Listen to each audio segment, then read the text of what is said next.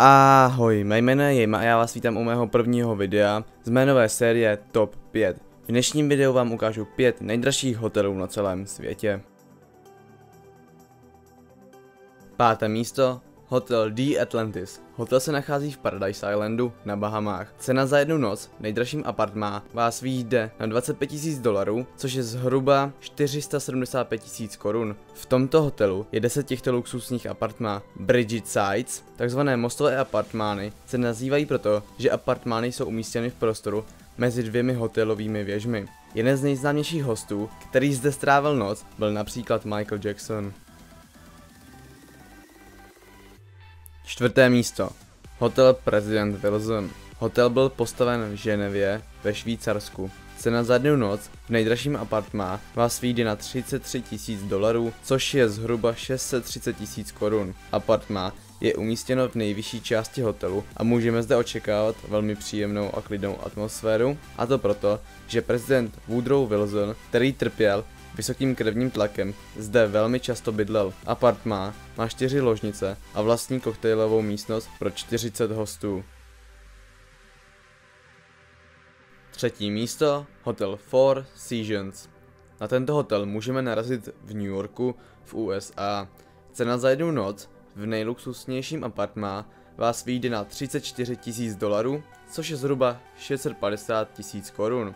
Toto apartmá stojí na vrcholu nejvyššího manhattanského hotelu a nabízí 360 stupňový výhled na město.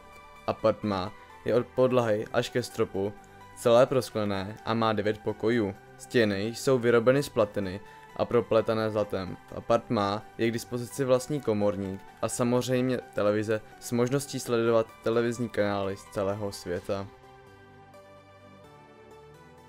Druhé místo, Palms Casino Resort. Hotel se nachází v Las Vegas v USA a noc v nejdražším apartmá vás zde vyjde na $40 000, což je zhruba 760 000 korun. Tento apartmán je celý zařízený v duchu Playboye. Má 2 patra a non-stop je zde k dispozici komorník, otáčecí postel se zrcadlovým stropem a super luxusní výhřivka v ceně $700 000, což je asi 13 milionů korun, za které je výhled na celé Las Vegas. A na prvním místě se umístil hotel Grand Resort Lagonízy.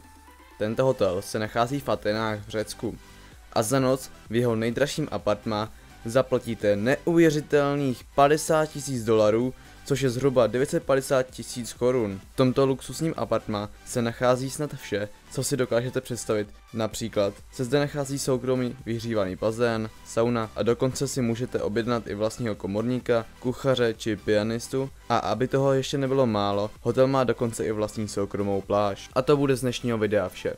Pokud se vám video líbilo, nezapomeňte dát like, popřípadě video sdílet. Já se s vámi loučím a u dalšího videa. Ahoj!